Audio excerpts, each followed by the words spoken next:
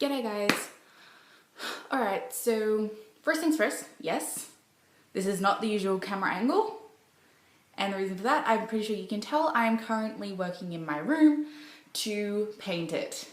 And if you saw the rant about the rat, well, basically, I'm getting as much replaced in my bedroom as possible, first of all, and second of all, I am also repainting my room just because, yeah, reasons. Alright, now to get into the rant. So I've been watching Fox 8 this morning and clearly it's that time of year again where Australia's Next Top Model is beginning again. Now, I have a problem with Top Model and I haven't watched it for a very, very long time. And you see, it's one of those things where I get it, but at the same time it's absolute bullshit. Sorry. When I was younger, I actually used to enjoy Top Model and I watched it quite a lot, and whenever I saw someone who was even remotely alternative, it definitely made me very, very happy. Now, particularly in this day and age, I don't watch it, I don't pay any attention to it, and then, you know, because usually I'm not on Fox 8, I don't really even have to bother watching the ads so much anymore, and, you know, my life has been better off without it. And obviously, been watching Fox 8, and obviously, there's the ads. So I decided to do this about the modelling industry, which is absolute bullshit. So naturally, there's the whole Photoshop unrealistic expectations kind of thing, but that is actually for another rant, surprisingly enough. But here's the thing. So personally, I've actually done things recently, like I did a photo shoot with my boyfriend a few months ago and it was actually a lot of fun. Now, back when I was a lot younger, I actually kind of thought, oh yeah, I could be a model because of course I was obsessed with Top Model at the time. Why not? And there are a couple of things that I remember distinctly from this show, and one thing that has stuck with me, even though I haven't watched it for a long time, and I don't know if this has happened again since, but I'm pretty sure this was Australia's Next Top Model. I'm not sure if it happened on America's Next Top Model, but it was one or the other. I think it was Australia. And this was like way back. So I think it was like year 5 or year 6 at the time.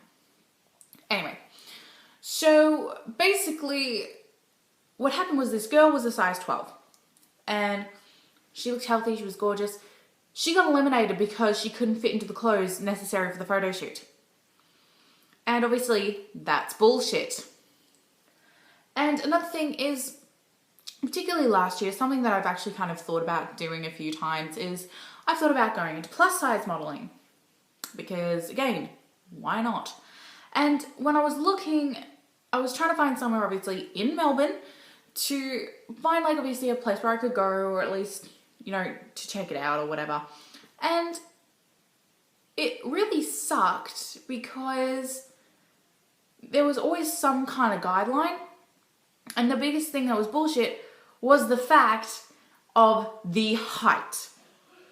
Now, I'm about 162 centimeters, I'm about 5'3". So yes, I am on the shorter side of things. I'm not so much average, but I'm short.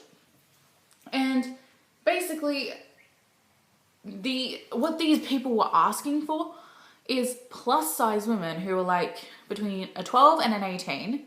No, it wasn't 12. I'm pretty sure it was 14 to 18. Who were over 18 years old, obviously. Wait, no, I think it was actually 14 plus. I haven't looked for a while. But the minimum height that they were after was 172 centimeters. And clearly I lack that height. And obviously there's the whole, what about high heels? There's only so high you can go before you risk damaging your ankles, and I already have weak ankles for various reasons. So yeah, there's that bullshit, and it's just like, it's so unrealistic. And once upon a time, my sister actually has done a little bit of alternative modeling a few years ago when she was about a 14, and I don't think it really was any photo, yeah, it was actually photo shoots. and catwalks and that, but it wasn't anything really, really big. I don't think it ever was really advertised much. So I think probably, yeah, so there's that from back then. But it's just like, no matter what modeling industry it is, you've always got to fit some kind of ideal. Particularly the height ideal. That's really, really shitty. Because something that my boyfriend pointed out is probably most of the, you know, plus size women, unfortunately, we are short asses. Most commonly, that is. Obviously, there are taller big people and shorter big people and whatever. But it's just like, you can't seem to want to even remotely break into this industry without having all of these kind of, you know, prerequisite guidelines. And obviously, but here's the other problem is that, the problem is obviously Photoshop. You can always edit that person's appearance, which is absolute bullshit. But another problem that I've got with top model is, again, it's always the same kind of story. It's always these tall, thin girls, and, you know, even if they're 170 centimeters, that, like, if they're short because they're 170, another girl's tower over them. It's bullshit. And here's the other thing is that, you know, there shouldn't just be this traditional top model. There should also be, you know, everyone should have equal, you know, opportunity here. You know, there should be plus size model and alternative models, you know.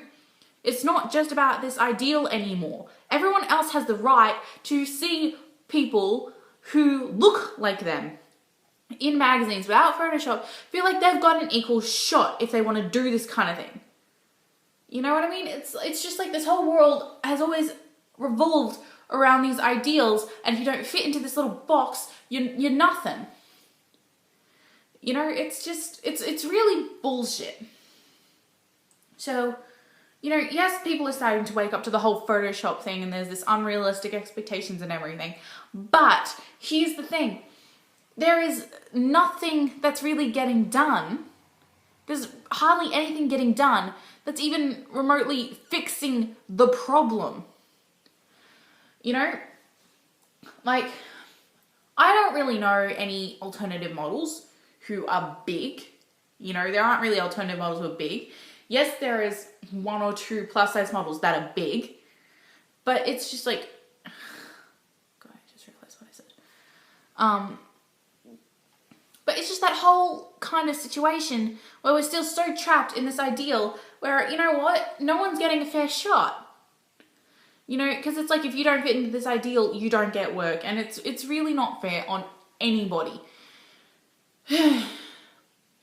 So, yeah. I'll see you guys in my next video.